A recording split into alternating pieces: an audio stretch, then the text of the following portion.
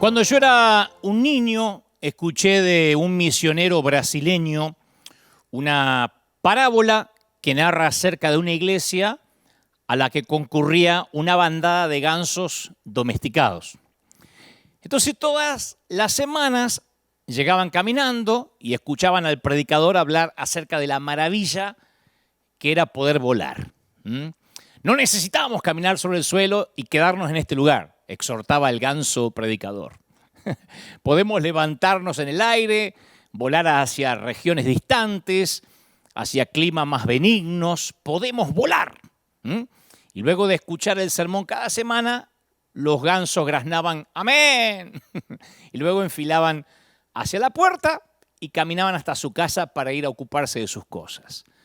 Todo lo que hubieran necesitado hacer era agitar sus alas.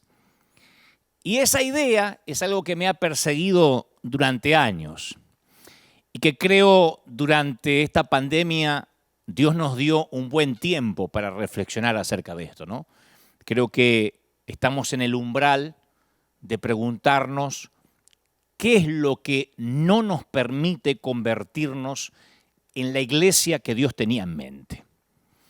Desde que comencé esta serie de mensajes, allá por marzo del año pasado, yo te he abierto el corazón, traté de ser lo más honesto, sincero posible, y te he hablado mucho acerca de la iglesia en la que fui formado desde mi niñez y durante gran parte de mi adolescencia.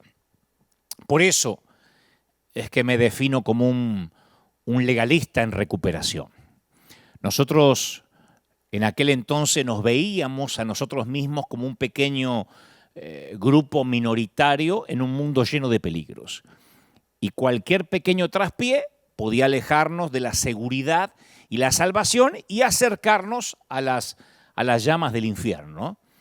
Y a semejanza de las paredes de una fortaleza, de un fuerte, la iglesia nos ofrecía la protección contra el mundo terrible de afuera. Y también recuerdo, que lo he contado aquí en varias ocasiones, el sentimiento de satisfacción que nos proporcionaba pertenecer a una minoría perseguida.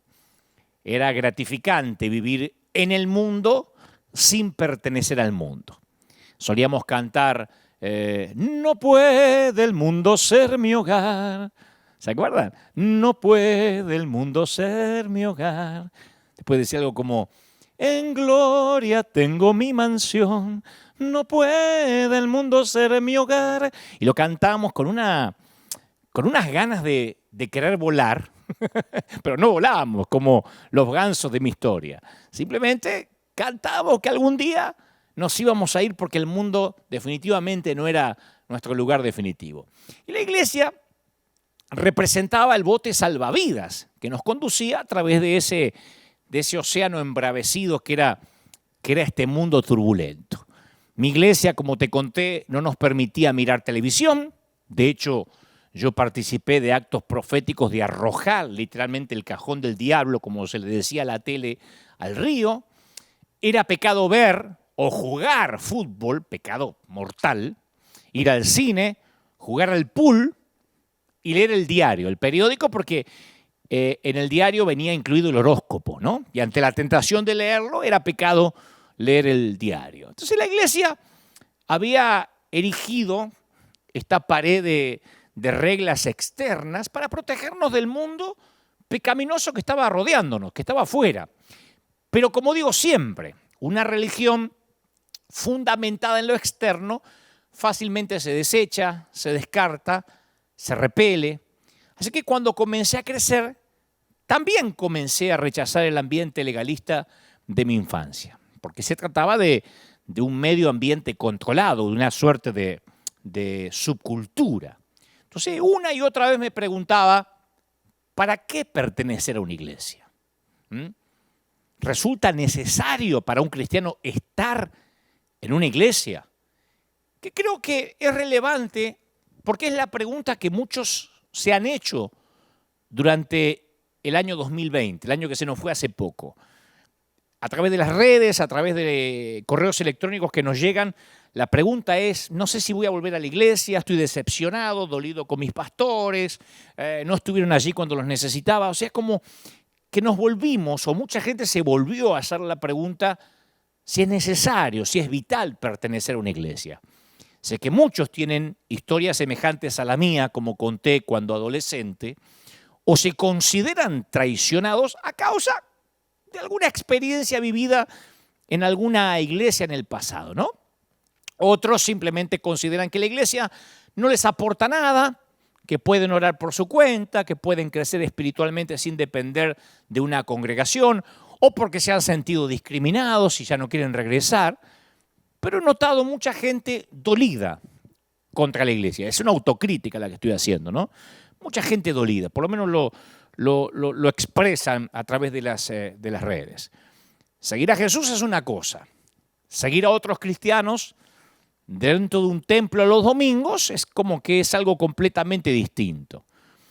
Y yo mismo fui adquiriendo, desde que era adolescente hasta la fecha, como cierto reflejo condicionado contra cualquier cosa que oliera a hipocresía, hasta que un día me hice esta pregunta brutalmente honesta.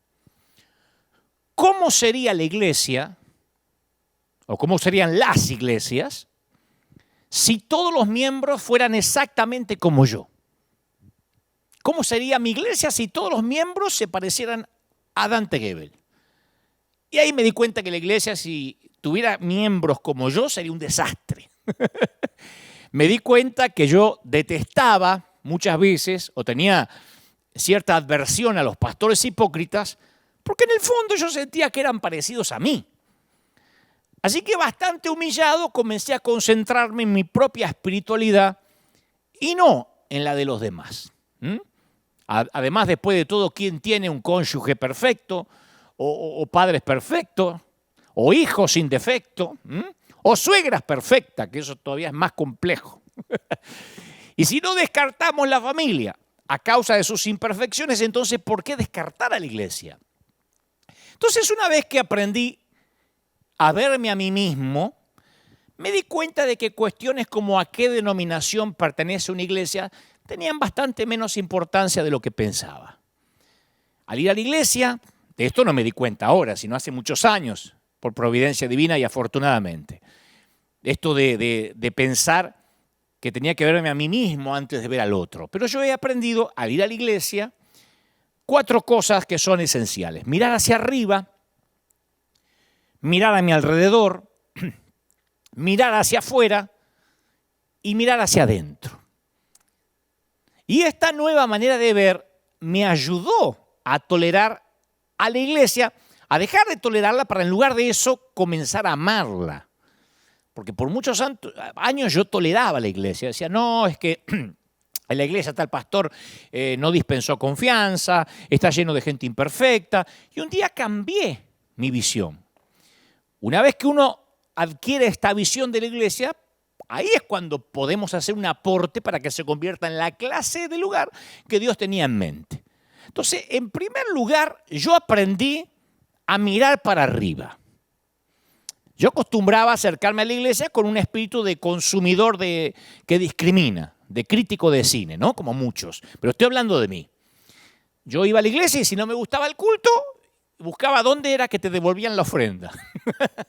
Era como decir, denme algo que me guste, quiero que me entretengan, ¿no? Entonces yo iba y decía, la alabanza estuvo buena, sí, me gustan las luces, me gusta cómo se visten los músicos. Lo que no me gustó es esa gordita que desafinó. La otra flaquita parece que cantó mejor. O sea, la iglesia debería ser lo opuesto al teatro o a una función. En la iglesia, Dios se convierte en el espectador de nuestra adoración. Por eso le decimos servicio a Dios, no a la gente.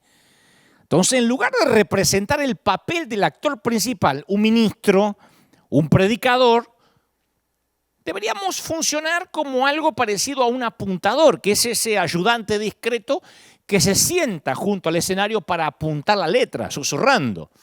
Yo dije una vez acá hace poco que si en un partido de fútbol se habla demasiado del árbitro, es porque es un pésimo arbitraje. El árbitro debería ser invisible para demostrar que está haciendo un buen trabajo. Cuando se habla demasiado del árbitro es porque se está robando las luces que deberían estar puestas sobre los jugadores.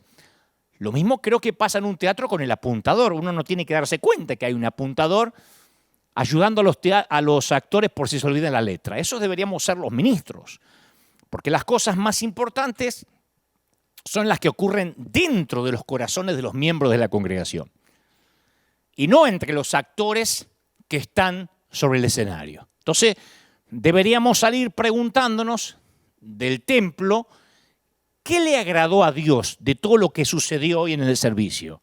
Y no preguntándonos qué saqué yo de esto, qué gané.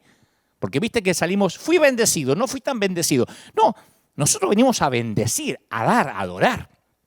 Deberíamos salir de la iglesia hablando del Dios de Elías, no del Elías de Dios.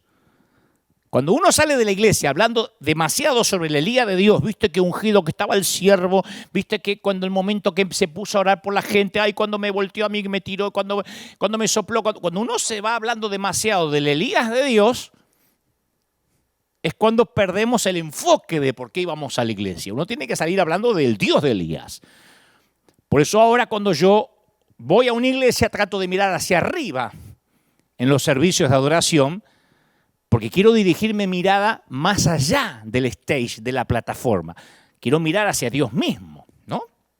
Entonces, en primer lugar, la iglesia existe no para brindarnos entretenimiento o para alentar a los oprimidos o a los deprimidos, que suena mejor, o para sanar nuestra estima, o para hacer amistades, para ponernos de novios, sino para adorar a Dios.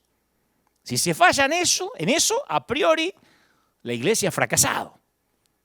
Y si alguna vez me entran dudas, vuelvo a leer el Antiguo Testamento, que le dedica casi tanto espacio a las especificaciones concernientes a la adoración en el tabernáculo, como el Nuevo Testamento le dedica espacio a la vida de Cristo, la vida en Cristo y la vida de Cristo. Entonces, si uno ve la Biblia en su totalidad, claramente el libro coloca énfasis en aquellas cosas que le agradan a Dios, o sea, en definitiva, la adoración. ¿Qué es adorar?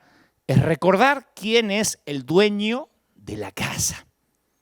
Por eso es una falacia decir, che, este fin de semana tuvimos una visitación del Espíritu Santo, nos visitó el Señor. ¿Escucharon eso? ¡Ah! ¿Cómo nos visitó el Señor? Estamos orando por una visitación.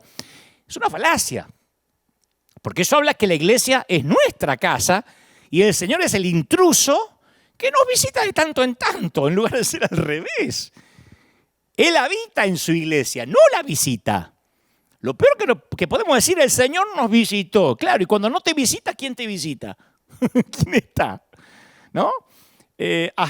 Aunque suene linda la canción de decir bienvenido a este lugar, Espíritu Santo, es como decirle, te damos la bienvenida a nuestra casa, no es la casa de Dios, a donde venimos a adorar.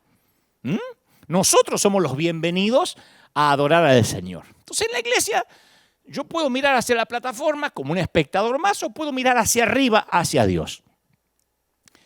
Y el mismo Dios que se tomó el trabajo de especificar los detalles concernientes a los sacrificios de animales ante los israelitas, fue el que luego dijo, yo no necesito un buey de tus establos o las cabras de tu corral, porque todo animal del bosque es mío y también el ganado de mis colinas. Entonces cuando se centraron los israelitas en los aspectos externos de la adoración, habían errado el blanco.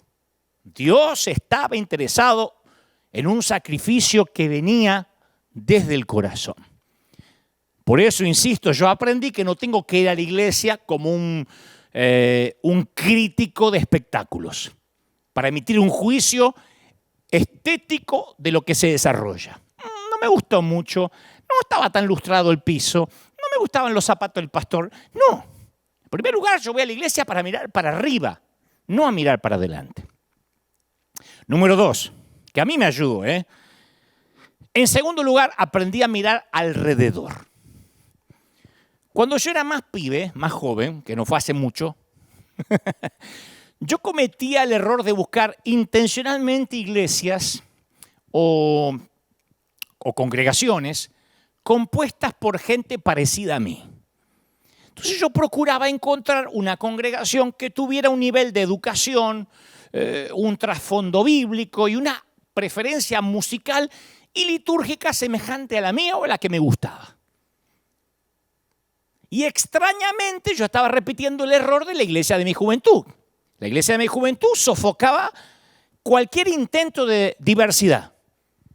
La iglesia de mi adolescencia no admitía a ninguna persona que se vestía diferente, se burlaba del estilo emocional de las congregaciones que aplaudían, por ejemplo, decíamos en esta iglesia no se aplaude. En mi iglesia se arremetía contra los bautistas, contra los hermanos libres, que por ahí tenían una perspectiva diferente en cuanto a los dones del Espíritu. Así que yo tuve que aprender, primero desaprender todo eso malo, y después aprender a mirar a mi alrededor, así como miraba hacia arriba. Entraba a la iglesia, insisto, en primer lugar miraba hacia arriba, y después miraba a mi alrededor. Porque Dios quería y quiere que adore entre personas que decididamente no se parecen a mí en nada. ¿Viste con qué facilidad nos olvidamos que la iglesia cristiana fue la primera institución en la historia del mundo que colocó en un nivel de igualdad judíos, gentiles, hombres, mujeres, esclavos y libres? Los cristianos primitivos rompieron las barreras. Y a diferencia de lo que sucede en otras o con otras religiones, el cristianismo le da la bienvenida a hombres y mujeres por igual. Yo te conté que los griegos excluían a los esclavos de la mayor parte de las agrupaciones sociales, en tanto que los cristianos los incluían. En los templos judíos se separaba a los adoradores por raza y por género, y el cristianismo los reúne en torno a la mesa del Señor. En contraste con la aristocracia romana, constituida mayormente por hombres, la iglesia cristiana permitía que las mujeres y los pobres asuman puestos de liderazgo. Y el apóstol Pablo, que se consideraba un hebreo de hebreos, fue muy elocuente cuando dijo: este es un misterio que desde los tiempos eternos se mantuvo oculto en Dios. La intención de Dios, decía Pablo en Efesios 3:9, Efesios capítulo 3, versículo 9, dijo: la sabiduría de Dios en toda su diversidad se da a conocer ahora por medio de la iglesia a los poderes y autoridades en las regiones celestiales. O sea que la iglesia es el único lugar en el que se reúnen no solo diferentes géneros, diferentes estratos sociales, sino diferentes generaciones. En tu iglesia como en la mía, como en esta, hay chiquitos que son llevados en brazos por sus mamás, niños que se ríen o que lloran en momentos inadecuados, algunos adultos que a lo mejor saben cómo actuar, ancianos que se quedan dormidos si el pastor se extiende demasiado. Así que me gusta cuando una congregación está compuesta por gente que no es como yo. Como dije una vez, me preocupa mucho cuando en una iglesia todos empiezan a aparecer. A mí me preocupa mucho cuando se parecen en la vestimenta, cuando todos hablan de igual manera, que Dios le bendiga la paz del Cordero Inmaculado, el redime de la concupiscencia de la carne y lo libre de la indisolubilidad de la Trinidad, gloria al Señor, gloria al Cordero, bendito sea el Señor. A mí me preocupa eso. Cuando nos volvemos uniformes, porque eso no es unidad, eso es uniformidad. Cuando no se celebra la diversidad.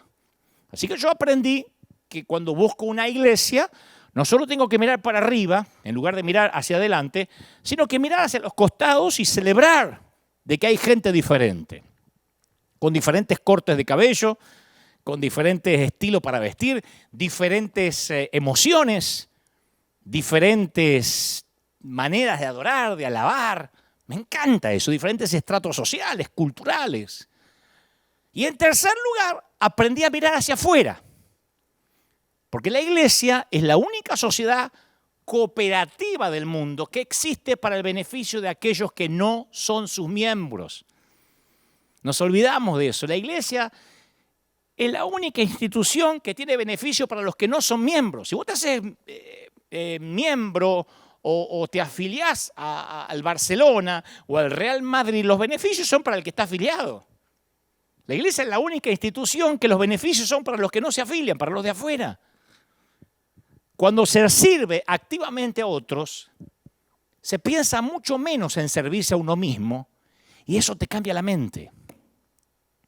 Acá en River, por ejemplo, descubrimos que uno de los mayores beneficios de dar es el efecto que nos produce a los que damos. El mayor beneficio de dar es por nosotros, el efecto que produce en los dadores.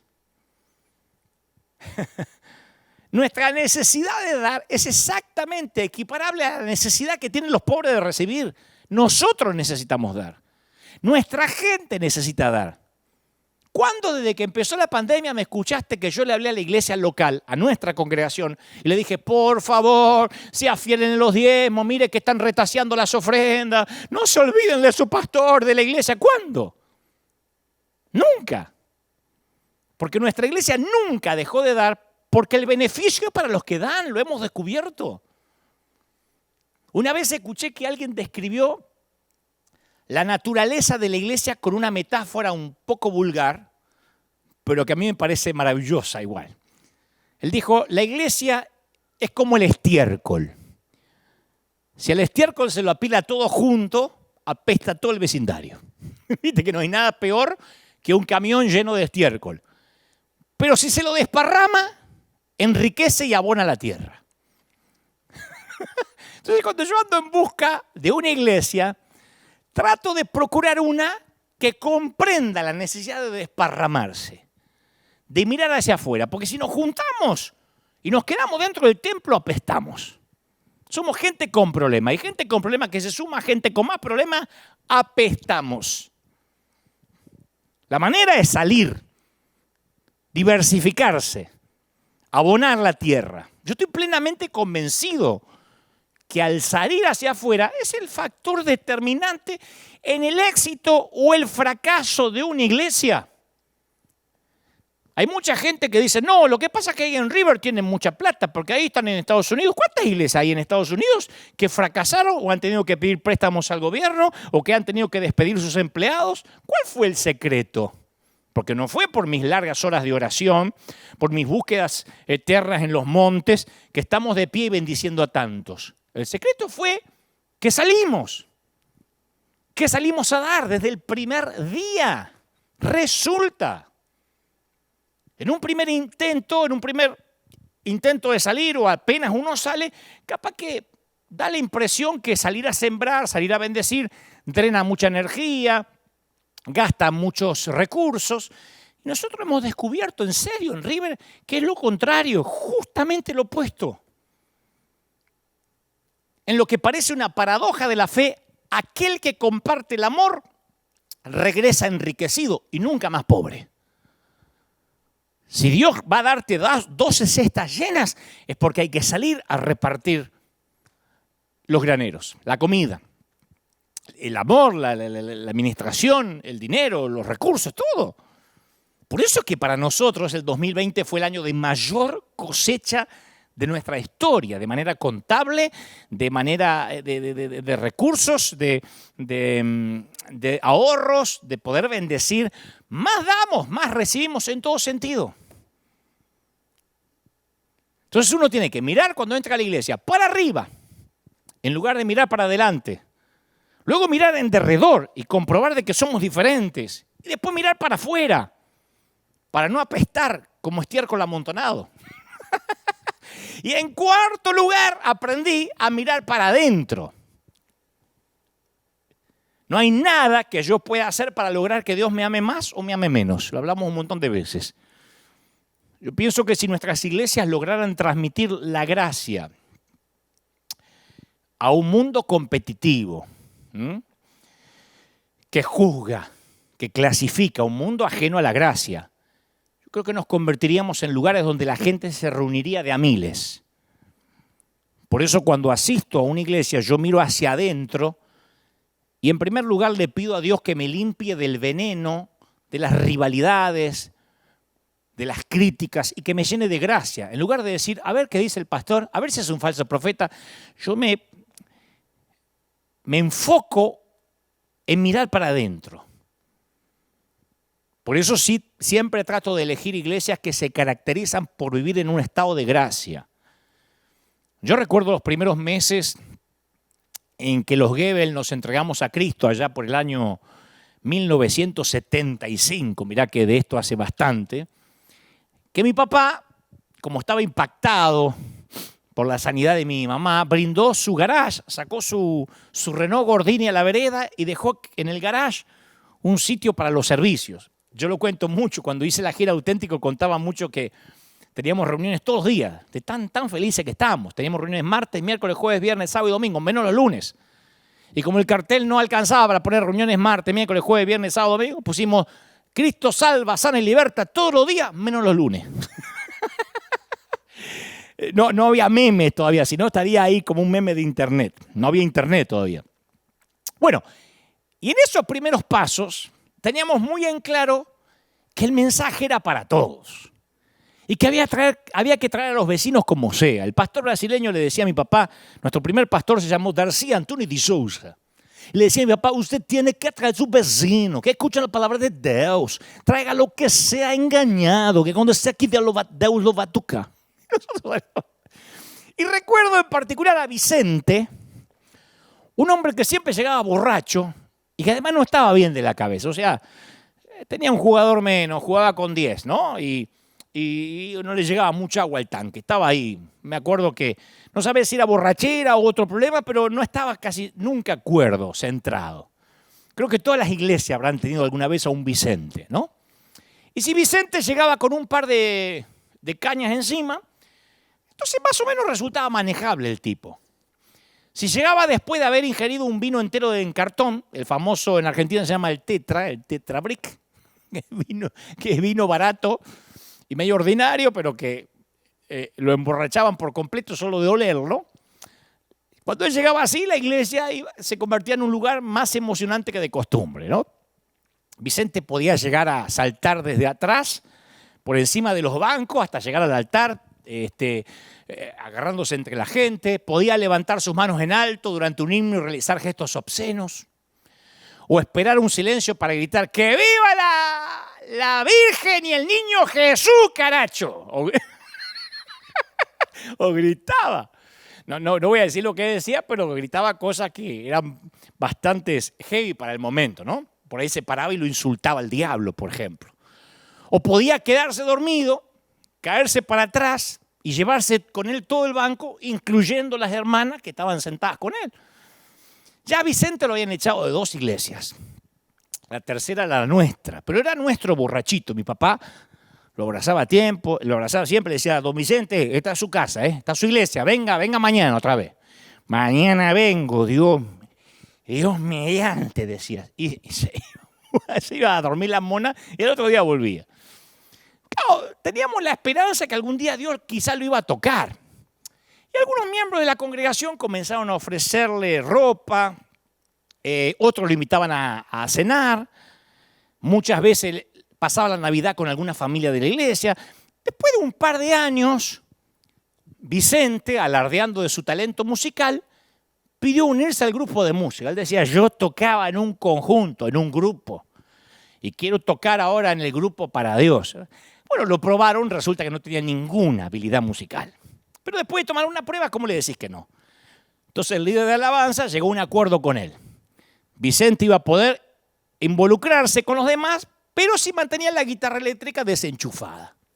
Entonces a partir de ahí, Vicente estaba en medio de ellos, tocaba la guitarra, lo que gracias a Dios no producía ningún sonido, y contra todo pronóstico la historia de Vicente tiene un final feliz.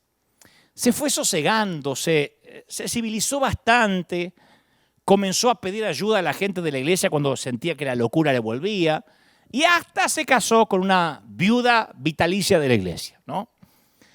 La gracia les llega a personas que no la merecen, y para mí Vicente llegó a representar lo que es la gracia. Porque yo te aseguro que en toda su vida nadie jamás había invertido toda esa energía y preocupación en él. No tenía familia, no tenía trabajo, no tenía estabilidad. La iglesia se convirtió para él en el único lugar estable. Y la iglesia, nuestra iglesia, lo había aceptado después de todo lo que había hecho. El tipo se había ganado el rechazo en todos lados. Pero nuestra iglesia no se dio por vencida con Vicente. Le dio una segunda oportunidad, y una tercera, y una cuarta, y una quinta. Tuvimos culto durante ese año todos los días y no recuerdo uno que haya venido sobrio, Vicente. Pero le decíamos, vuelva mañana. Y mi papá le decía, no va a faltar, Vicente. Acá voy a estar si Dios quiere y la Virgen, decía. Nunca tuvo en claro bien, ¿no? La liturgia en qué creíamos. Entonces, los cristianos que habían experimentado la gracia de Dios se la traspasaron a Vicente. Y esa obstinada gracia grabó en mí un cuadro indeleble que conservo hasta hoy, de todo lo que Dios tiene que soportar al elegir amar a personas como yo y como vos. Por eso ahora procuro encontrar iglesias que tengan ese tipo de gracia. Y eso es lo que hemos tratado en estos años de ser en River.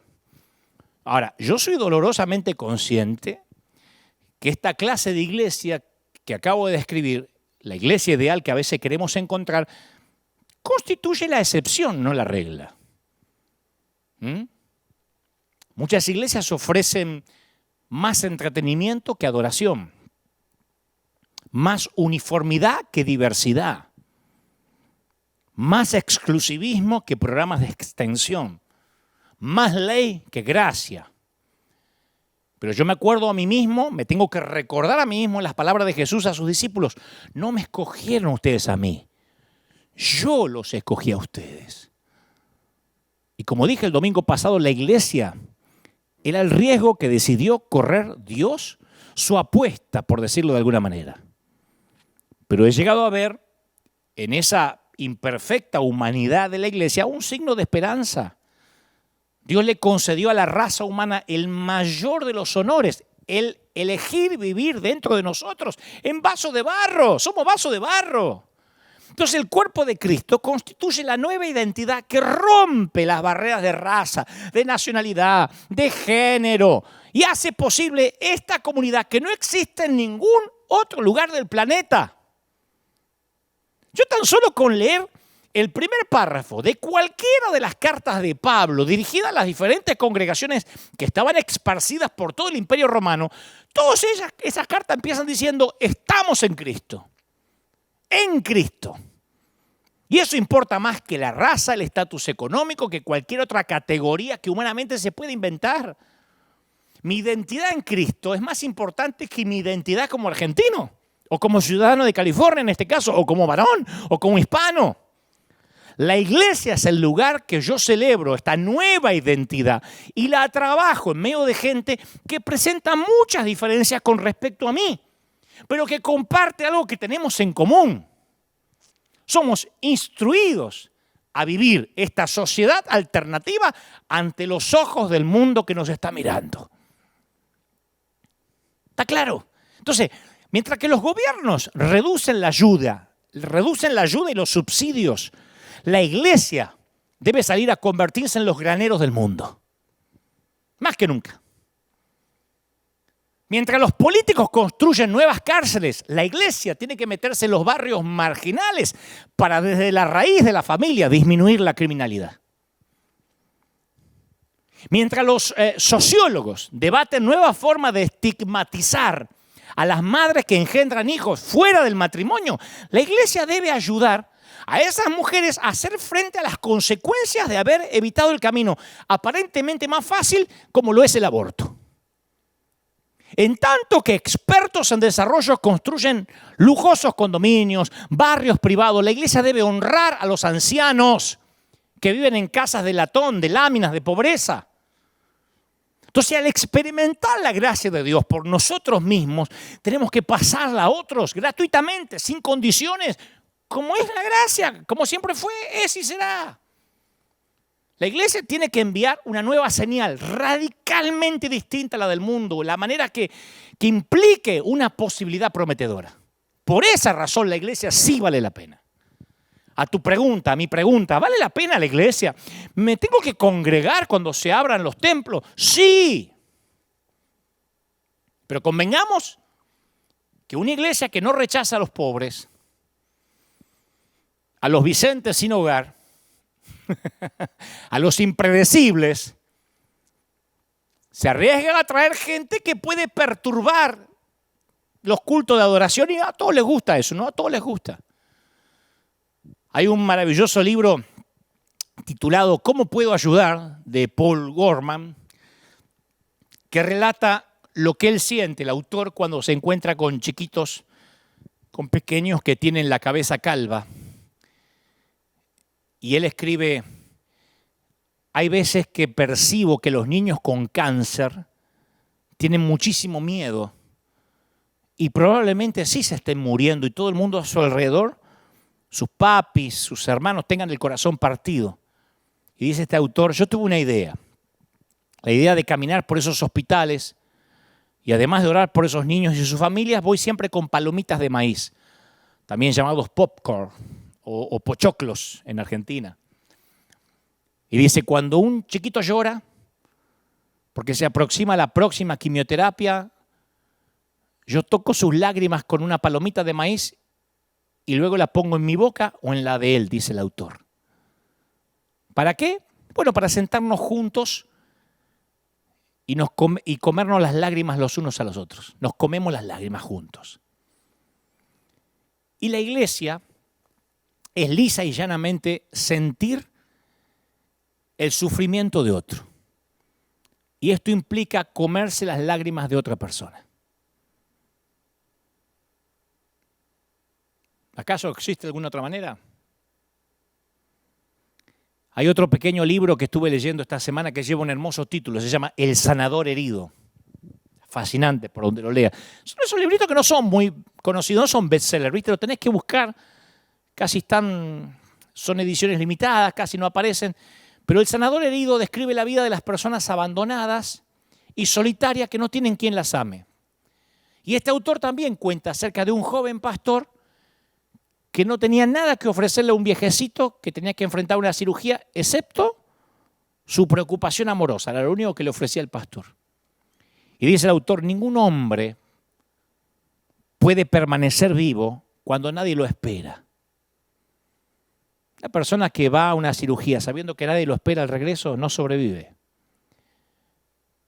Pasan la vida. Cualquiera que regresa de un viaje largo busca encontrar a alguien esperando por él en la estación o en el aeropuerto, porque todos quieren contar sus historias, compartir sus momentos de infortunio, de alegría con alguien que se quedó en casa esperando el regreso. Entonces, a veces, el único significado que aquellos que estamos en la iglesia podemos darle al dolor de la gente es la seguridad de que sus sentimientos, sus sufrimientos, que aparentemente no tienen sentido para ellos, sí lo tienen para nosotros. Acompañar. Creo que la iglesia falló en acompañar. Vamos, damos consejos, lo que tienen que hacer. Falló en abrazar al divorciado y acompañarlo. Pero vamos y le decimos, ¿por qué se divorció? Lo quería juntar, no lo separa el hombre. Vamos a la madre soltera, ¿pero por qué? Usted se iba soltera, ¿por qué no esperó? No se cuidó. Entonces, siempre vamos a juzgar. No acompañamos. Incluso cuando por momento, al comernos las lágrimas, nos puede parecer inútil, aún eso tiene su recompensa. Yo pienso en un hombre con la enfermedad de Alzheimer, por ejemplo, o con demencia senil. Su hija trata de suplir sus necesidades, pero cada día su papá le rompe el corazón preguntando, ¿quién sos? A la propia hija. Y ella ve el cascarón vacío que queda del que una vez fue su padre. Yo lo viví con mi mamá. Pienso en un niño de 12 años, severamente discapacitado, con un cociente intelectual de un bebé. El niño va a vivir una larga vida, va a ser adulto, pero recostado en una cama, con pañales, sin movimiento alguno, inhabilitado para hablar, para comprender, para saber quiénes son sus padres. Entonces, ¿podemos encontrar algún sentido a la situación de ese adulto senil o de ese niño discapacitado? Ahí es cuando nos preguntamos, ¿y qué propósito tendría compartir sus lágrimas, comernos sus lágrimas? ¿Sabes cuál es? Lo que decía hace un ratito, el propósito es el cambio que produce en nosotros, porque ni el viejito enfermo de Alzheimer, ni el niño discapacitado capaz que van a cambiar. Pero la mayoría de las personas que aprendieron a que la iglesia es mirar hacia afuera, mirar al otro, se vuelven más tolerantes.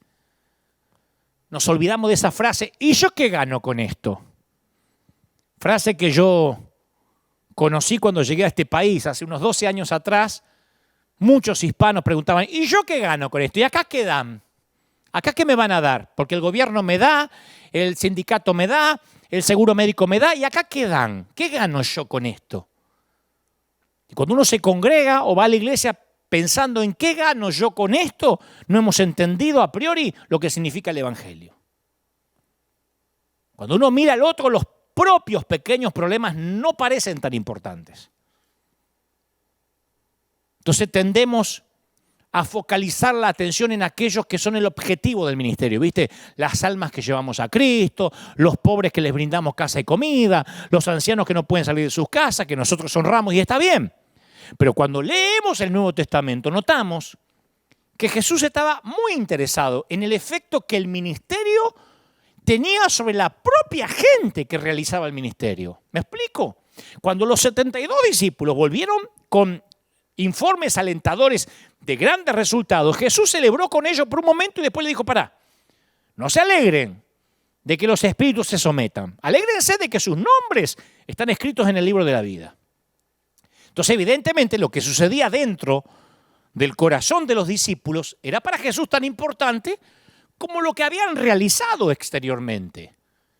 Lo que te quiero decir es que el comerse las lágrimas beneficia a aquel que voluntariamente las recibe, lo mismo que el que las ha vertido primero. Yo he experimentado por mí mismo el saludable efecto que tienen las lágrimas compartidas. Cuando veía recién Misión Graneros, o cuando veo el Proyecto Honra, no te imaginas cómo yo lo disfruto. Soy un chico. Digo, ¡ay, mira! Primero, no sé si existe en una misma oración santo orgullo, ¿no? Porque si es orgullo no es santo. Pero se me infla el pecho de argentino cuando veo las banderas de River llegar a lugares donde no llegó nadie. Porque digo, esa es nuestra congregación de hispanos, ahí estamos. Y después, ver gente llorar que a lo mejor no saben ni quién soy. Yo tampoco sé quiénes son ellos. Primera vez que nos conocemos a través de una pantalla. Y saber que puedo bendecir, a mí me hace bien. A la gente que siembra en River le hace bien. Por eso la siembra aquí no escasea. Por eso tenemos cada vez más siembras y diezmos y ofrendas de todo el mundo. Gente que dice, yo siembro en River porque ustedes miran para afuera.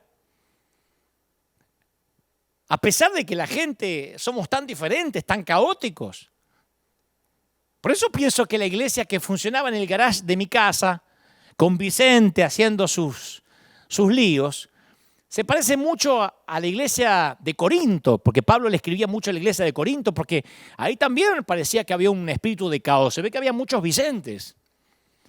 Uno ve las cartas a Corinto y muestran con claridad por quienes estaba compuesta la congregación. Había mercaderes judíos, había gitanos, griegos, prostitutas, paganos idólatras.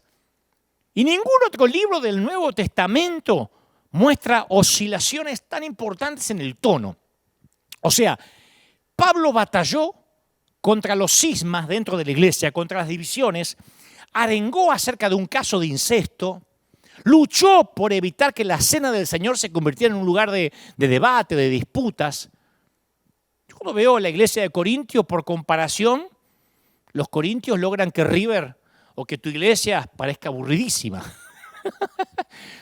La mayoría de los estudiosos piensan que la primera carta de Corintios data capaz que antes que cualquier otro libro del Nuevo Testamento. Se presume que debe ser el primer libro del Nuevo Testamento. Y los primeros capítulos muestran al apóstol lidiando básicamente con esta cuestión, con la cual empezamos el mensaje de hoy. Exactamente, ¿qué es esa cosa a la que llamamos iglesia? Pablo se lo pregunta a toda la primera carta de Corintios, ¿qué es la iglesia? O en otras palabras, ¿qué era lo que Dios tenía en mente cuando pensó en iglesia? Entonces la carta de Pablo a los Corintios deja traslucir la forma que él intenta encontrar las palabras adecuadas, como que prueba varias metáforas. ¿Viste cómo hacemos los oradores o los escritores cuando probamos varios ejemplos a ver cuál encaja mejor? Dice en un momento, ustedes son el campo, ya sé lo que es la iglesia, ustedes son el campo de cultivo de Dios. Lo dice en el capítulo 3 de la primera carta de Corintios. Y después explora la metáfora, ¿no? Con profundidad. Dice, yo, Pablo, me parezco un granjero que siembra. Y viene otra persona y riega. No. Más bien ustedes se parecen al edificio de Dios. Yo eché los cimientos y otro coloca la siguiente hilera de ladrillos Y lo que es mejor, ustedes son un templo, un edificio diseñado para tener a Dios adentro. Sí, piensen acerca de esto, dice Pablo. Dios vive en ustedes que constituyen su edificio sagrado. Entonces cuando uno lee a Pablo dice, pará, Pablo, un campo, un edificio, un templo, decidiste, macho. Es lo que yo pienso cuando leo la sucesión de metáforas que hace, ¿no? Y el tipo continúa, viste, con el mismo estilo a través de todo el libro, hasta que finalmente arriba el capítulo 12 de 1 Corintios, y usa una metáfora que resulta más adecuada. Dice, no, ya sé lo que es. La iglesia, olvídate del campo y olvídate del edificio y olvídate del templo. La iglesia es como el cuerpo de Cristo. Y ahí el libro cambia de tono y como que eleva el estilo, ¿viste? Deja las características de una, no sé, de una correspondencia personal y se convierte en esa prosa magnífica que finalmente nos encontramos en el capítulo 13. Creo que lo que tenemos en 1 Corintios es un informe de Pablo mientras piensa en voz alta y trata de encontrar la forma más precisa de descubrir esta cosa que se llama iglesia. Entonces cada nueva metáfora arroja una luz diferente sobre el tema, ¿no? Y esta última, referida al cuerpo, es como que es la descripción más exacta de todas. Pablo utiliza un capítulo entero para explorar ciertos paralelos fisiológicos y después en todas sus otras cartas regresa a la misma metáfora del cuerpo, como una docena de veces. Como que de todas las metáforas del templo, del edificio, del campo, esta es la que más le gustó, la del cuerpo. Y sin embargo, a causa de los años que transcurrieron desde que Pablo escribió, no todas sus metáforas, sus imágenes nos transmiten mucho hoy en día. O sea, te lo voy a poner así. A pesar de que la verdad que señalan estas metáforas no cambia, nuestra perspectiva sí cambió, nuestro paradigma sí cambió, se modificó y muchísimo. Por ejemplo, vamos a considerar las ilustraciones de una granja. Claro, los corintios entendían lo que era una granja, porque las granjas, los viñedos rodeaban la ciudad de Corinto. Además, ellos compraban sus productos a los granjeros, a las ferias locales, no iban al mall, al shopping. Hoy en día en las ciudades modernas tenés que viajar bastante para encontrarte una granja respetable y la comida la conseguís en la estantería de un supermercado. Como dijo una vez un chiquito que se había creado en un departamento, che, fui al campo y conocí un pollo vivo, dice. En serio, vi un pollo vivo, porque él desde que nació los había visto congelados y envueltos en una bolsa de nylon. Entonces, para los seres humanos, la metáfora de la finca, del campo, como que perdió la inmediatez.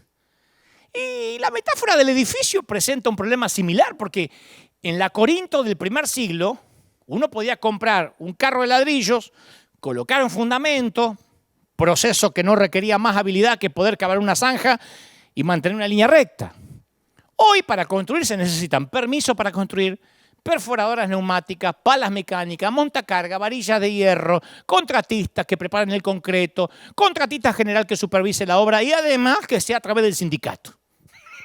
Entonces, en algún punto de toda esta complejidad también la fuerza de esta metáfora se diluye. Así que sin que nadie se ofenda, sin que los teólogos me quieran apedrear, yo voy a usar una metáfora más contemporánea de la iglesia.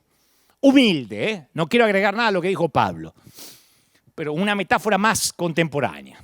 En la Catedral de Cristal, la desaparecida Catedral de Cristal, que yo no vendí, porque nunca fue mía, era de los gringos, funcionaba una suerte de iglesia que se manejaba sin el cuartel central de una denominación y sin comisión directiva y sin familia pastoral. Dentro de la Catedral de Iglesia había como una subiglesia, dentro de la Catedral de Cristal, perdón, había una subiglesia.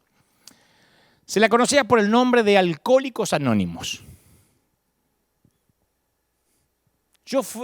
Fue lo más parecido, eso que tengo años de peregrinar cristiano, fue lo más parecido que yo vi en comparación con la iglesia primitiva.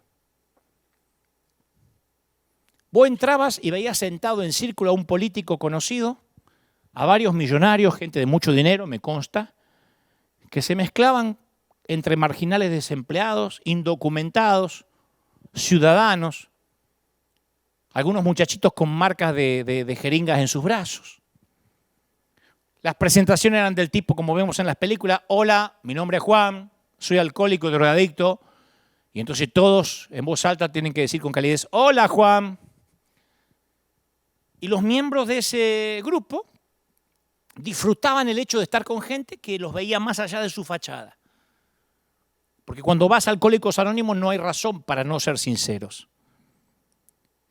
Porque para pertenecer a esa comunidad tenés que entender que estás en el mismo bote. No es que, los ricos se sientan adelante y los pobres los vamos sentando por atrás. Este que diezma más vamos a darle bolilla, al otro no tanto. No, ahí en círculo. Alcohólicos Anónimos no posee propiedades, no tiene oficinas centrales, no tiene un centro de prensa, no tiene cuerpo administrativo, porque los fundadores originales incluyeron cláusulas para impedir cualquier intento de que Alcohólicos Anónimos se vuelva burocrático. Ellos entendían que este programa solo puede funcionar si se mantiene en un nivel básico, íntimo, que consiste en una sola cosa. Escuchá. Un alcohólico que dedica su vida a ayudar a otro alcohólico. Ese es el secreto. Por eso funciona hace tantos años. Un alcohólico que dedica su vida a ayudar a otro alcohólico.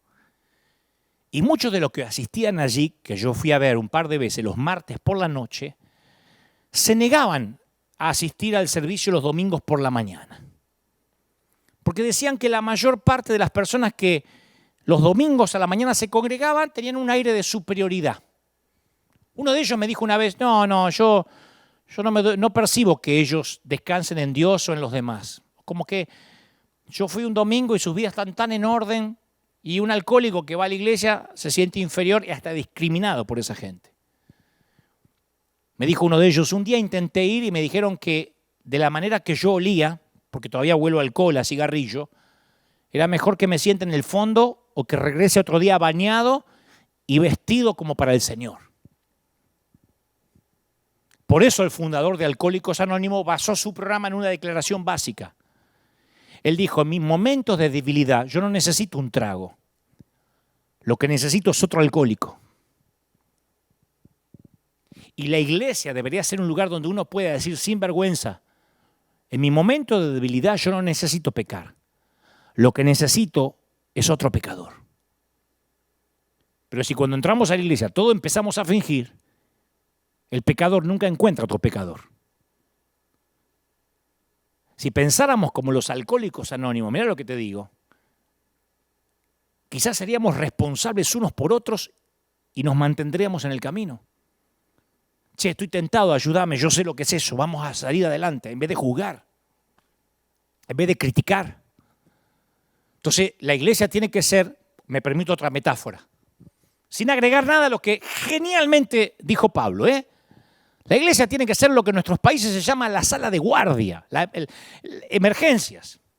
Viste que en lugar de pedir cita con el médico de un hospital y esperar en un hall abarrotado de gente durante una hora, podemos dirigir una emergencia a la sala de guardia y lograr que nos suturen un dedo, nos examinen un tobillo, nos hagan un electrocardio porque no podemos respirar. Me gusta pensar en la iglesia como uno de esos centros de emergencias abiertos 24 horas, fáciles de encontrar, con la disposición a atender las necesidades de la gente que llega buscando solucionar emergencias inesperadas. Y francamente el Evangelio tiene muy poco que ofrecer a la gente que se niega a admitir su necesidad. Esto es para los que saben que son necesitados.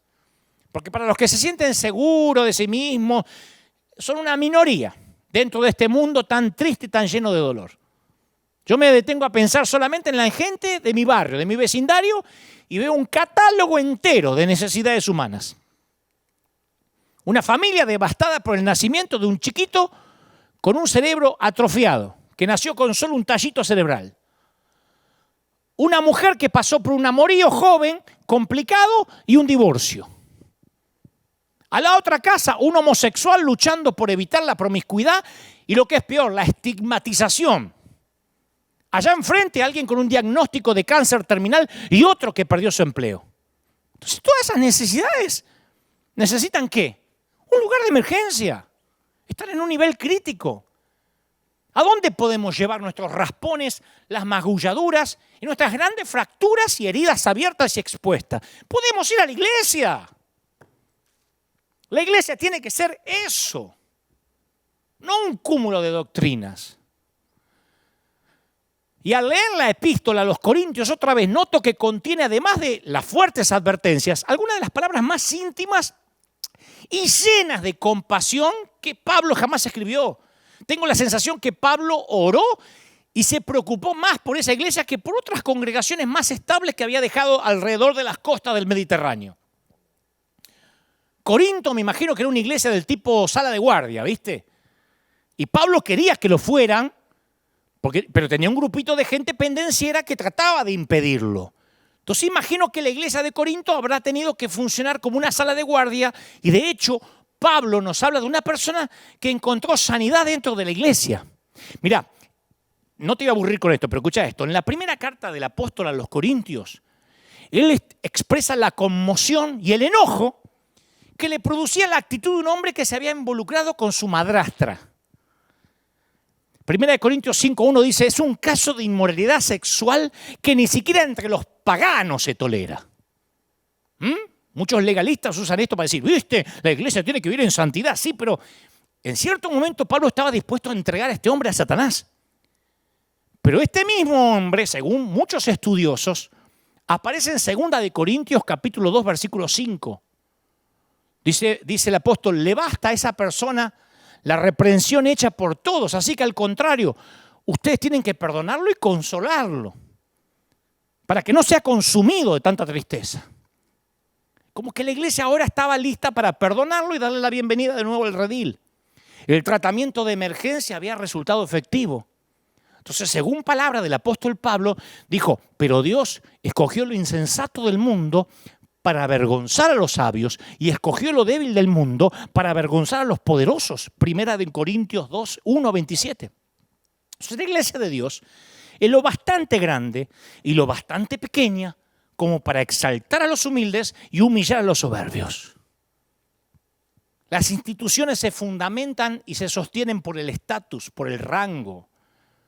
Anda a ver el ejército, un soldado sabe cuál es su lugar y también lo saben los demás. Los galones de un uniforme te indican el rango. Y en el mundo de los negocios, el título, el salario implican estatus. Los metros cuadrados de tu oficina. Subí un ascensor, un elevador en un gran edificio y vas a notar piso a piso, por la simple observación del mobiliario de las oficinas, que el estatus de los ejecutivos crece juntamente con la altura del edificio.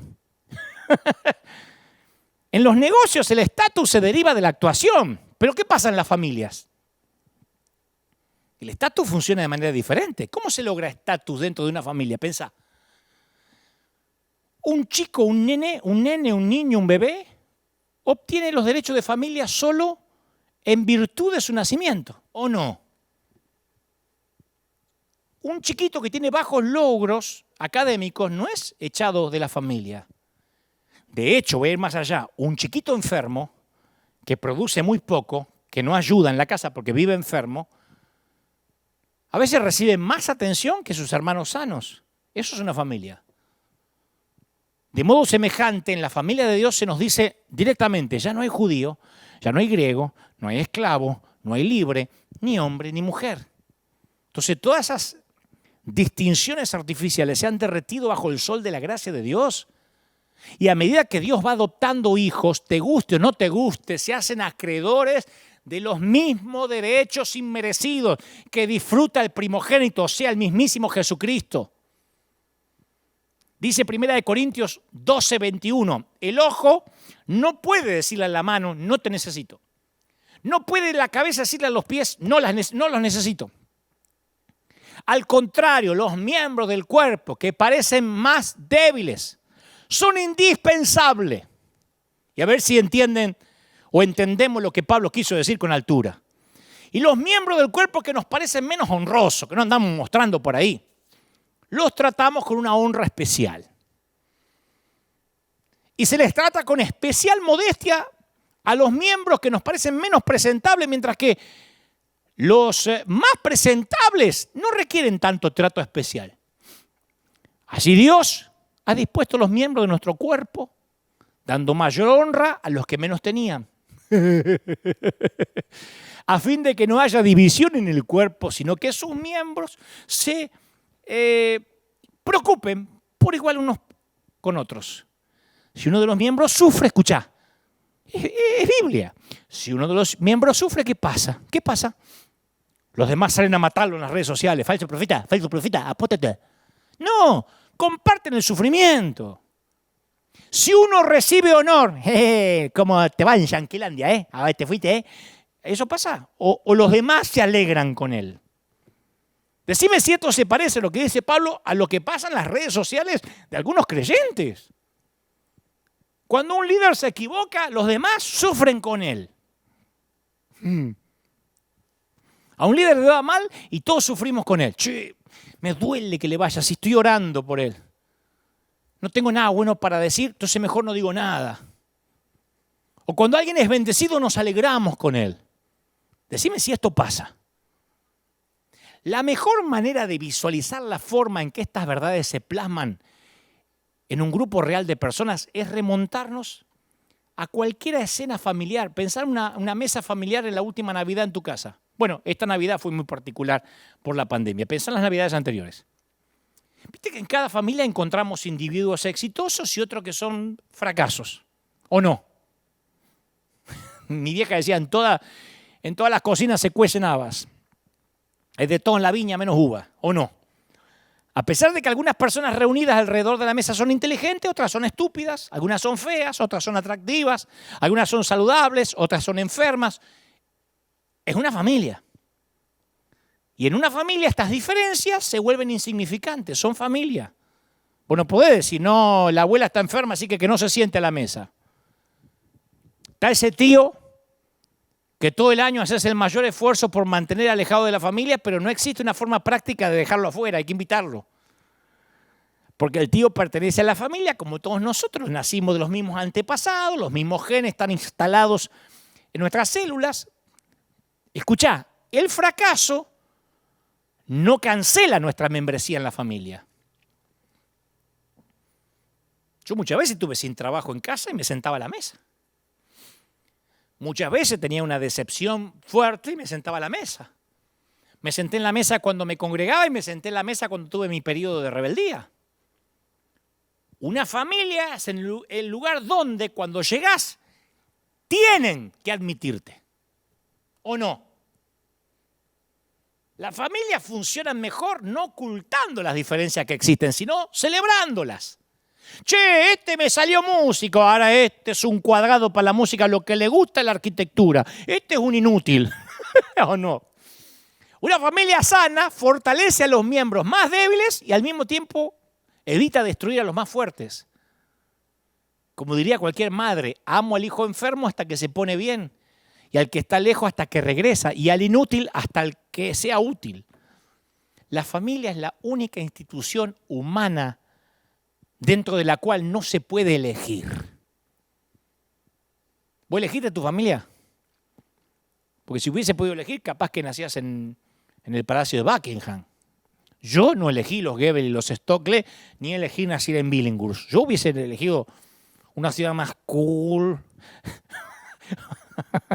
Hubiese elegido un sitio más de onda. Nací en Billinghurst. ¿Vos sabés dónde queda Billinghurst? ¿Vos sabés dónde queda? Nadie sabe dónde queda Billinghurst. Solamente el que vivió en Billinghurst, porque no te queda de paso de nada. Después de Billinghurst no hay más nada. Hay una tosquera donde te caes. No hay nada. Amo mi barrio, pero no se hacen paseos turísticos por Billinghurst. Entonces, entramos a la familia por haber nacido y como consecuencia nos vemos involuntariamente arrojados al lado de una colección de personas extrañas y diferentes a nosotros. La iglesia nos llama incluso a ir más allá, voluntariamente. Elegir agruparnos con un conjunto de extraños porque tenemos un vínculo común en Jesucristo. Entonces yo he descubierto que la iglesia se parece más a una familia que cualquier otra institución humana. La iglesia, ¿sabés qué es? Escuchá si estás decepcionado con la iglesia. No voy más porque ahí hay gente muy chusma. La iglesia es el lugar donde vive la persona con la que nunca quisieras vivir. Por eso la iglesia es como el cuerpo de Cristo. Porque viste que aunque hay parte del cuerpo que las ocultamos, hay gente que se saca el trasero, se mete la panza, y todo es parte de tu cuerpo. El cuerpo es uno solo, dice Pablo. Tiene muchos miembros y todos los miembros, no obstante, sean muchos, forman un solo cuerpo. 1 Corintios 12:12. Entonces la presencia de Dios ya no habita en el tabernáculo de Sinaí, en un templo en Jerusalén. Dios eligió morar en gente común y hasta terca, gente como vos y como yo. La iglesia se conforma con gente, no de edificios situados en Buenos Aires o en California o en Houston. Entonces cuando los domingos nos congregábamos, muchos ya lo están haciendo, y miramos a nuestro alrededor a la gente que puebla los asientos, ahí entendemos el riesgo que Dios asumió. Porque por alguna razón Dios hoy se revela a sí mismo en el mundo, no a través de una columna de nube, de fuego, ni siquiera a través de su Hijo en Galilea, sino a través de esa colección híbrida que conforma nuestra iglesia local. El apóstol Pablo parece no haber podido superar el impacto que le producía esta verdad, y él tomó las cuestiones mundanas que se presentaban en Corinto muy seriamente, porque creía que lo que pasaba dentro de la iglesia de Corinto no solo los reflejaba a ellos, sino que también reflejaban a Dios. Para el mundo que nos mira, nosotros constituimos una prueba de que Dios está vivo. Nosotros le damos la forma visible a lo que es Dios. Por eso tiendo a desalentarme con facilidad, porque la mayor parte del tiempo nosotros como iglesia representamos muy pobremente lo que es Dios. ¿O no? Pero cuando me vuelvo hacia un libro como 1 Corintios, me da una repentina ráfaga de esperanza. Digo, ¿a quiénes Pablo escribía estas elevadas palabras? A un grupo de corintios que no son mejores ni que vos ni que yo, integrados por idólatras, adúlteros, propagadores de chisme, viejas chismosas. Nosotros le causamos a Dios gran dolor y sin embargo Dios apasionadamente está comprometido con nosotros. ¿No deberíamos tener algo de esa misma actitud hacia la iglesia que nos rodea? Yo me cansé de escuchar gente diciendo, yo estoy dolido con mi iglesia. ¿Y qué querías?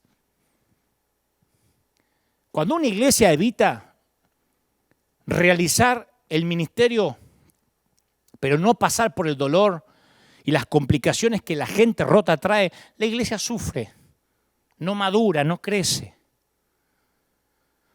Yo no te quiero aburrir, pero Jesús en la última cena nos dio un modelo para la labor de la iglesia. Mientras que los discípulos proponían, vamos a elegir los funcionarios, determinemos las jerarquías, establezcamos ciertos patrones de profesionalismo, Jesús agarró una palanganita, un cubo de agua, una toalla y comenzó a lavar los pies. Y les dijo, les pongo esto como ejemplo para que hagan lo mismo que yo hice con ustedes. Juan 13:15. Yo creo que el espíritu de servicio es el único gran sello que identifica a la iglesia que hace la voluntad de Dios. Somos gente con problemas, pero que sirve. No existe otra manera. ¿Acaso existe otra manera? Esto es iglesia. A veces los edificios, las comodidades, una junta formada por hombres hábiles logren que marche hacia adelante la iglesia. Pero la cuestión de fondo es, ¿con qué finalidad hacemos que marche la iglesia fluidamente? Porque lo que Dios busca en una congregación es que fomente el desarrollo de comernos las lágrimas de otros, de la sensibilidad ante el dolor. Y en tanto que muchos dan vuelta la cara para no ver los que están sin hogar y continúan con sus vidas, hay otros que dicen, no podemos darle la espalda a los que sufren. Las personas sin techo están hechas a imagen de Dios. Hay que servirlas como haría Jesús. Es lo que nosotros como River enseguida pensamos cuando los templos se cerraron. Bueno, el gobernador nos puede impedir que nos juntemos, pero no puede impedir que sirvamos. Pablo dijo, la actitud de ustedes debe ser como la de Cristo Jesús, quien se rebajó voluntariamente tomando la naturaleza de siervo. Filipenses 2:5. El patrón bíblico en cuanto al ministerio señala que la senda que conduce a la fortaleza es la debilidad. Pablo mismo tenía un aguijón en la carne y dijo, yo creo que oró el tipo, dijo, Señor, pensá en lo eficaz que yo puedo ser si me quitas el aguijón. Es un impedimento para servirte. interfiere con el trabajo que tengo que hacer. Yo haría grandes cosas si me quitas el aguijón. Y las respuestas a las oraciones del apóstol fue una firme negativa.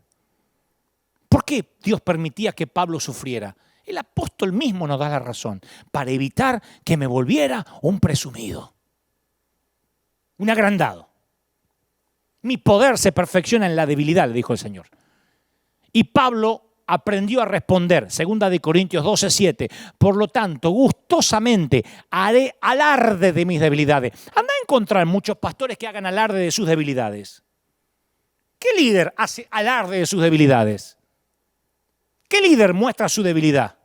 Él dice, haré alarde de mis debilidades para que permanezca sobre mí el poder de Cristo. Me regocijo en debilidades, en insultos, privaciones, persecuciones, dificultades que sufro por Cristo, porque cuando soy débil, soy fuerte. Toma.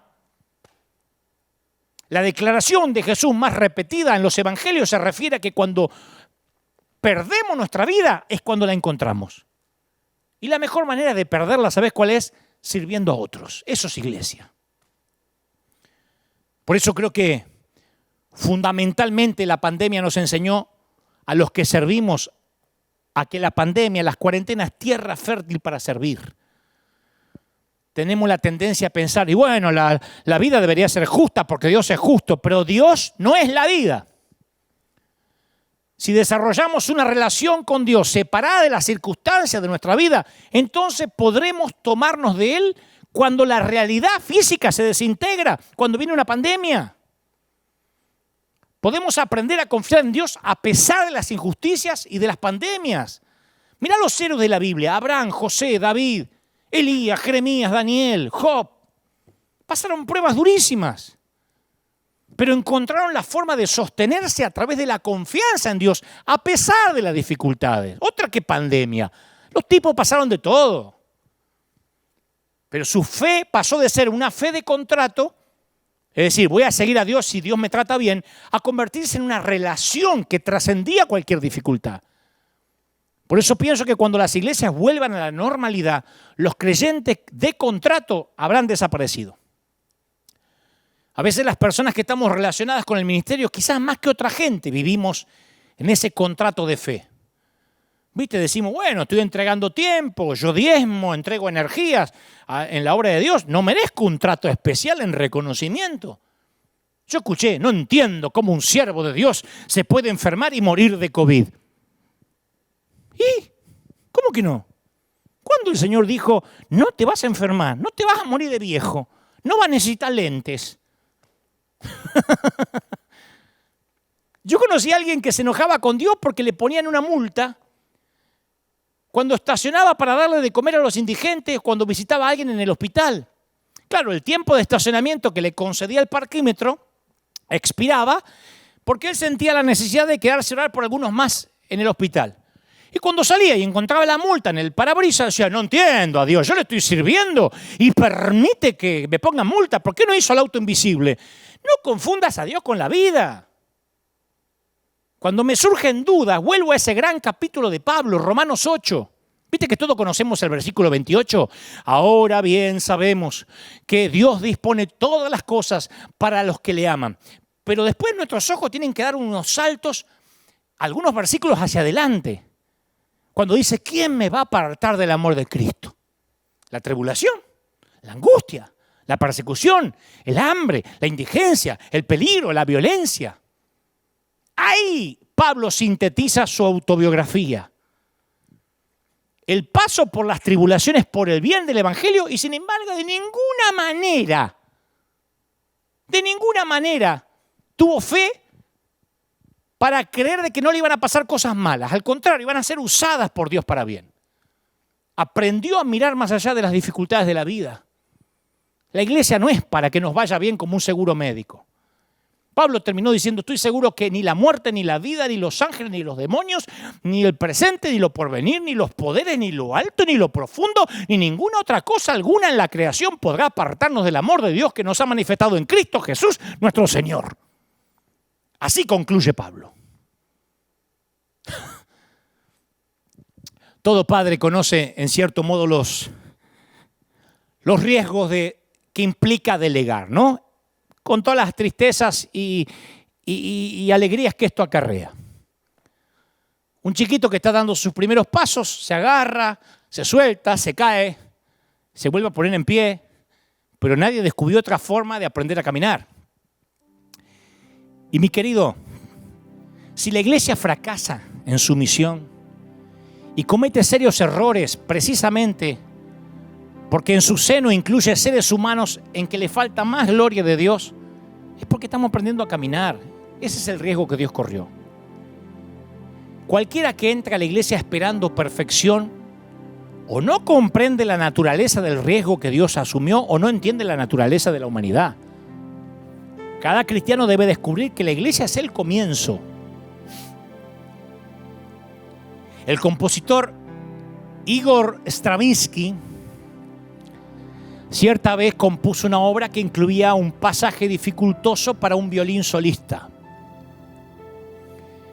Y claro, después de varias semanas de ensayo, el violinista que ejecutaba ese solo fue a hablar con Stravinsky y le dijo: no lo puedo ejecutar. El tipo había hecho sus mayores esfuerzos, pero encontraba que era dificultoso ese pasaje, imposible de tocar en el violín. Y Stravinsky le dijo: yo lo entiendo. Lo que estoy buscando no es perfección, sino el sonido que puede producir alguien que está intentando tocarlo. Capaz que algo semejante es lo que Dios tenía en mente con respecto a la iglesia. Y para terminar, quiero explicarte el por qué el mensaje de hoy se llama así. Y esto le va a dar sentido a todo lo que dijimos. ¿Por qué el mensaje se llama Cerca de la Quinta Sinfonía? Y es lo que quiero que te quede en la mente. Yo recuerdo una ilustración similar de un pastor, similar a esto de Stravinsky, de un pastor que defendía a la iglesia contra las críticas de esa gente que la desestimaba por la hipocresía, por todo lo que nos molesta de la iglesia a todos, ¿no? Por los fracasos, por la inhabilidad de sus líderes. Porque claro, porque uno no encuentra la medida de los patrones de la iglesia del Nuevo Testamento. Y este era un pastor que vivía en una comunidad conocida por su falta de sofisticación cultural. Mirá qué fino que lo voy a poner, para no decir que vivía entre gente bruta. Había poca sofisticación cultural. Y la orquesta improvisada de la escuela secundaria donde asistía su hijo, cada año intentaba tocar la Quinta Sinfonía de Beethoven, ¿no? Que es una de las más complejas del compositor. Cada año intentaba tocar la Quinta Sinfonía. Y el pastor dice: yo pienso que esa ejecución, cada vez que la tocaban los chicos de la secundaria, hacía retorcer al viejo Beethoven en la tumba a pesar de la sordera. Así que un día, harto de escuchar los torpes intentos, ¿viste?, de los alumnos de secundaria de ejecutar la Quinta Sinfonía, encaró el profesor de música y le dijo: mire, ¿para qué coloca sobre estos pobres muchachos la terrible carga de tratar de interpretar lo que el inmortal Beethoven tenía en su mente? Ni siquiera la gran orquesta sinfónica de Londres puede lograr esa perfección de la Quinta Sinfonía. Y la respuesta del profesor lo dejó atónito al pastor. Dice: no, yo no lo hago por los alumnos. Los alumnos ni en sueño van a tocar a la perfección la Quinta Sinfonía de Beethoven. Ni aunque ensayen 24 horas, todos los días. Pero la orquesta de nuestra escuela secundaria les proporcionará a alguna de las personas de este auditorio el único encuentro con la extraordinaria Quinta Sinfonía de Beethoven que jamás tendrán en su vida. Estos campesinos, estos granjeros, esta gente casi sin cultura, muchos de ellos apenas arañando la escuela primaria, vienen a escuchar a sus hijos, que están muy lejanos de la perfección, pero es la única manera que van a escuchar algo cercano al mensaje que quiso transmitir Beethoven. Esta gente en su vida va a entrar a un teatro lujoso a escuchar una sinfónica, un teatro, o tengan acceso a la cultura musical o a la Sinfónica de Londres. Entonces yo le doy la oportunidad de acercarse lo más posible a lo que Beethoven tuvo en la mente. Yo me recuerdo a mí mismo esta analogía cada vez que comienzo a retorcerme en medio de la reunión de una iglesia, porque yo como invitado fui a miles de iglesias y siempre veía cosas que no me gustaban. O los cultos eran largos, o el que cantaba, póngase de pie, ¿a qué vino? Saque el pie, diga que estás al lado. A veces me enfermaba, o a veces el pastor mal preparado, a veces la presentación. Y aunque cada vez que yo me retorcía dentro de una iglesia, yo me acuerdo de esta analogía y digo, aunque nunca logremos lo que el compositor tenía en mente, no hay otra manera en que estos sonidos sean oídos sobre la tierra si no es con la iglesia. Y ahí está. Ahí está el extravagante Benny, el controversial Cash, el discutido Guillermo, el polémico Joel, el extravagante Rudy, el ecuánime Luis, el de palabras ampulosas Alberto, el empresarial César, el rockstar Steven, el político Rick, el cuestionado Marcos, el payaso y excéntrico Dante, o aquel líder que vos solo conocés el nombre de perfil mucho más bajo. Somos los torpes músicos de secundaria, todos rotos, solo que algunos disimulan mejor, intentándonos acercar a la Quinta Sinfonía. Algunos tocan al frente, otros estamos detrás, algunos ejecutan un gran violín, otros una flauta dulce, un címbalo, una pandereta y hasta algunos una guitarra desenchufada como nuestro Vicente. Por sí solos ya somos un desastre. Ninguno de los predicadores que vos criticás, y me incluye, fuimos elegidos por Dios por nuestra capacidad, menos por la santidad o por el talento. Pero son los instrumentos a veces desafinados que Dios utiliza, lo que está disponible. Otros están con el trasero frente a la computadora hablando de los que hacen. Y juntos, cada uno a su manera, hacemos el intento torpe de acercar algo parecido a la melodía del cielo a la gente. La iglesia y sus predicadores seguiremos siendo los torpes músicos que intentamos interpretar lo que Dios tenía en mente cuando escribió su partitura con sangre. Y como dije, estoy consciente que la mayoría de las iglesias ofrecen más entretenimiento que adoración, más uniformidad que diversidad, más exclusivismo que programas de extensión, más ley que gracia. Pero macho, querida, tu iglesia imperfecta, incluyendo tu pastor aún más imperfecto, es el noble intento del gran profesor de hacerte oír la melodía perfecta de su obra. Es un tesoro en vaso de barro. ¿Pudo haber delegado su partitura en ángeles? Pudo. Pero nos prefirió a nosotros. Por eso, antes de volver a criticar, recordá que la iglesia perfecta no existe. Porque tanto el pastor como su gente está compuesta de gente como vos. No exijas perfección si tampoco la podés ofrecer. Y hasta que Cristo venga, eso, te guste o no, es lo más cerca que vas a estar de la Quinta Sinfonía. Oro por los que están del otro lado. Por ateos, católicos, musulmanes, testigos de Jehová, adventistas. Oro por los que no creen en nada. Oro por los cristianos pentecostales, los bautistas, los libres, los renovados, los reformados. Oro por todos, para que entendamos a esta altura del año pronto, para que estas cuarentenas, estas cepas de virus no se sigan extendiendo, que entendamos pronto lo que es ser iglesia. Oro para que nos comamos las lágrimas de otros. Cómo te ama el Señor. Por eso te habla así. Pedimos perdón por haber criticado nuestras iglesias y haber criticado nuestros pastores. Aunque por ahí se merecían la crítica. nos la merecemos, ¿no? Pero es gente rota, somos gente rota y el Señor nos ama y sigue depositando su maravillosa obra en estos vasos de barro. Bendigo a los que están del otro lado, a los que hoy están recibiendo a Cristo por primera vez. Lo único que tienes que hacer es decir: Señor, entra en mi vida. Te recibo como mi suficiente Salvador.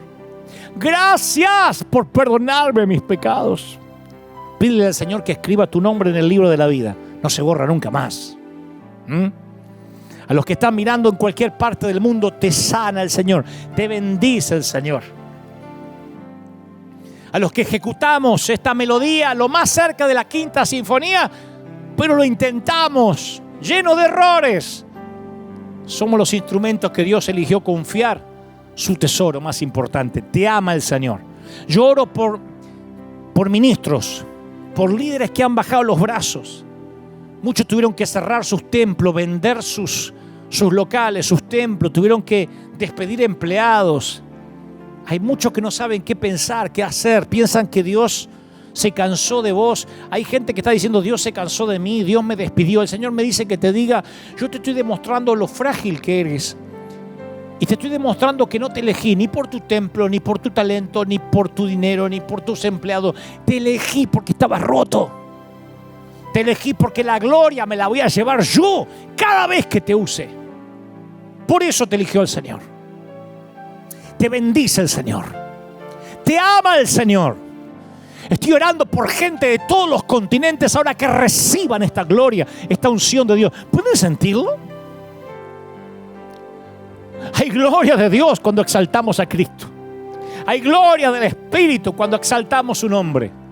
Cuando Él se lleva toda la gloria. Y más que nunca Él se está llevando la gloria. Por sobre los templos, por sobre los predicadores, Él se lleva la gloria. Te ama el Señor. No te entregues. No bajes los brazos. No te rindas, dice el Señor. Porque cuando más oscura está la noche, más cerca está el amanecer. El Señor me muestra y me dice que te diga que no va a terminar este mes. Este mes que acaba de arrancar, no va a terminar febrero sin que veas el propósito de Dios por la cual pasaste lo que tuviste que pasar. Te ama el Señor, te bendice el Señor y te llena Él. Te bendigo, oro para que Dios te dé nuevas fuerzas, te dé salud y nuevas puertas se abran a partir de ahora. Lo creo, lo declaro en el nombre del Padre, del Hijo y del Espíritu Santo. Amén y amén. Que Dios te bendiga. Que Dios haga resplandecer su rostro sobre ti. Te ama el Señor. Gracias por haber estado ahí. Como dije hoy al principio del servicio, cuando ustedes les ponen like a los videos, los videos se hacen más virales. Y quiero que esto llegue a todas partes del mundo. Quiero que este mensaje llegue a sitios donde capaz que ni imaginamos que alguien puede ser sanado. Te ama el Señor, te bendice el Señor. Te dejo con la placa final. Que Dios haga resplandecer su rostro sobre ti. Nos vemos aquí, Dios mediante, la semana que viene o lo que Dios disponga. Estén atentos. Gracias, iglesia. Gracias, River.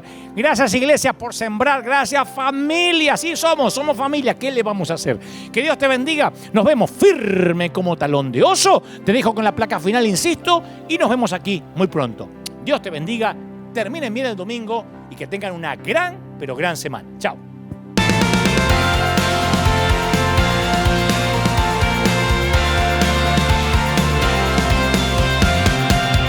Apareciste una noche de soledad, abandonado y perdido te reconocí. Tu voz diciéndome no temas, yo estoy aquí.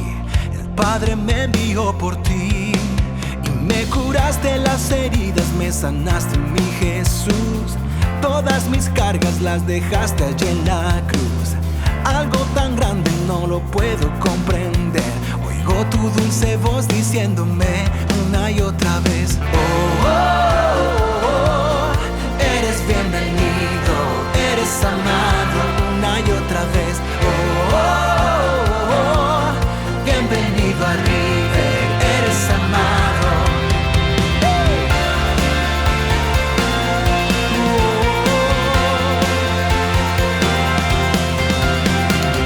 Apareciste en una noche de soledad, abandonado y perdido te reconocí. Tu voz diciéndome no temas, yo estoy aquí.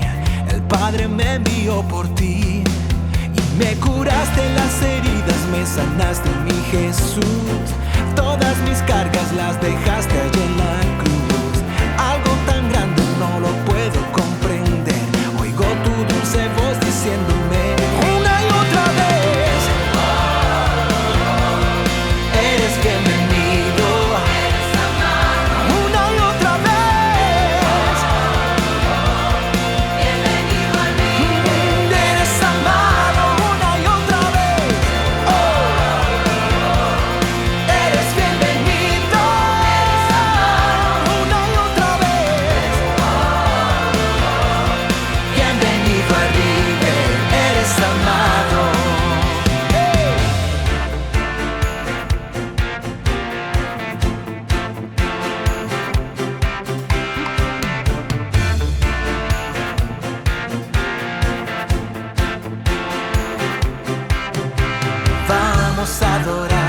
Vamos a adorar, todo el cielo espera.